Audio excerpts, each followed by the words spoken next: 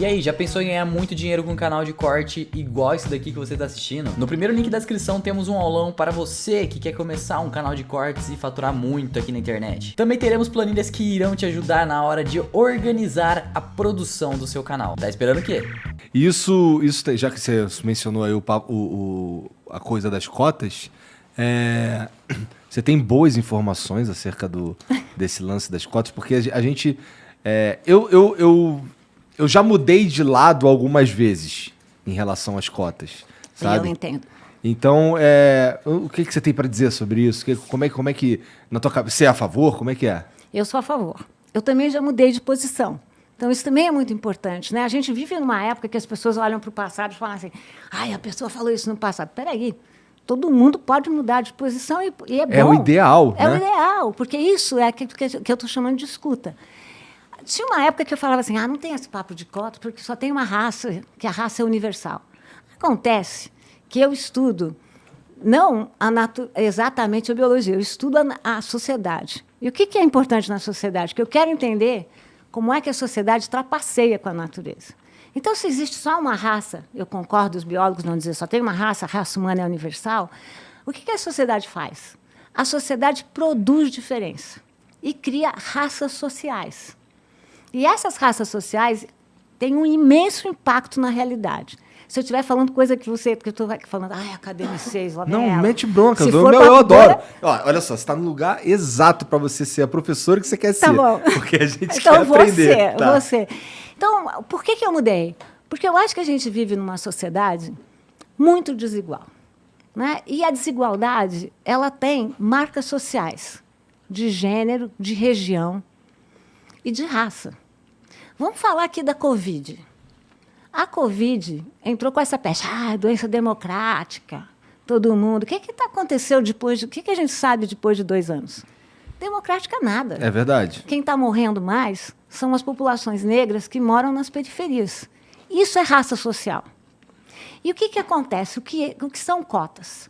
Cotas são políticas de ressarcimento, de reparação. São políticas provisórias, quer dizer, não são para sempre. E qual é o princípio das cotas? É preciso desigualar para depois igualar. Mas se a gente não fizer isso, não vai dar certo. Então, as políticas de cotas vão fazer 10 anos em 2022. É parte daquilo que eu chamo de agenda cheia em 2022.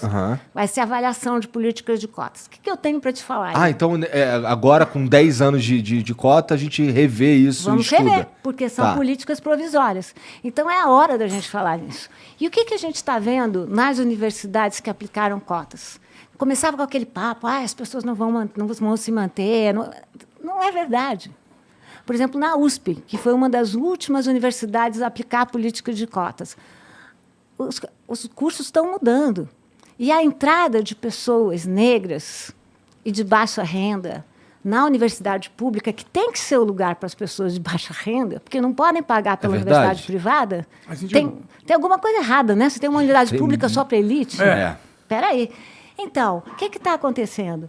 Não só essas pessoas estão se formando e são pessoas que estão entrando em lugares, em posições de trabalho que nunca tiveram, como eu, como professora, percebo que a entrada dessas pessoas tem impactado muito o meu currículo.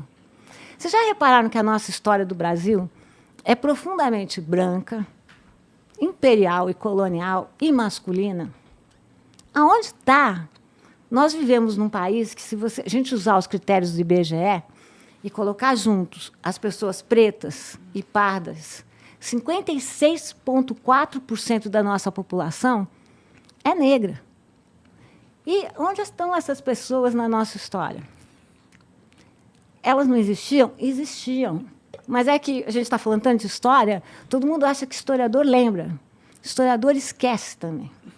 E a gente silencia. Então, a gente tem que parar de silenciar sobre essas populações. Então, vamos lá, vou resumir. A entrada de alunos negros, pelo menos na minha universidade, fez com que eu repensasse o meu currículo. Por que todos os pensadores são brancos? Entendi. Deu para sacar? Entendi.